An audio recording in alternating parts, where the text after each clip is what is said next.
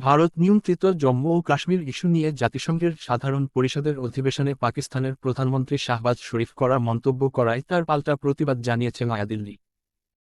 বৈশ্বিক সন্ত্রাসবাদে জড়িত থাকার অভিযোগ এনে পাকিস্তানকে সতর্ক করেছে ভারত। দেশটি বলেছে, রাষ্ট্রীয় নীতি হিসেবে আন্তঃসীমান্ত সন্ত্রাসবাদকে ব্যবহারের পাকিস্তানের দীর্ঘ ইতিহাস রয়েছে। জাতিসংঘে নিযুক্ত ভারতের ফার্স্ট সেক্রেটারি ভাবিকা মঙ্গলানন্দন এক বিবৃতিতে বলেছেন, আন্তঃসীমান্ত সন্ত্রাসীদের অব্যাহত সমর্থন দিয়ে পাকিস্তান অনিবার্যভাবে নিজেদের করুণ পরিণতি ডেকে আনছে। খবর এনডিটিভি। ভারত সরকারের 2019 সালে কাশ্মীরের বিশেষ মর্যাদা অর্থাৎ সংবিধানের 370 নম্বর অনুচ্ছেদ তুলে নেওয়ার সিদ্ধান্তের সমালোচনা করেন পাকিস্তানের প্রধানমন্ত্রী। এ সমালোচনার কারণে পাল্টা প্রতিক্রিয়ায় ভাবিকা মঙ্গলানন্দন এসব কথা বলেন। তিনি বলেন, পাকিস্তান রাষ্ট্র সেনাবাহিনীর মাধ্যমে পরিচালিত হয়। পাকিস্তানের সন্ত্রাসবাদের কথা সবারই জানা।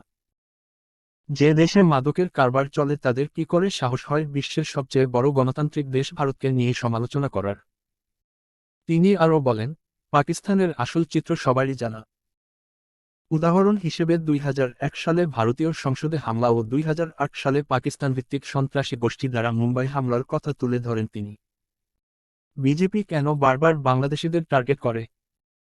ভাবিকা আরও বলেন, সারা বিশ্বের অনেক সন্ত্রাসী কর্মকাণ্ডে পাকিস্তানের সম্পৃক্ততা রয়েছে। আমাদের অবশ্যই স্পষ্ট করতে হবে, পাকিস্তানের প্রধানমন্ত্রীর কথাগুলো আমাদের সকলের কাছে কতটা অগ্রহণযোগ্য।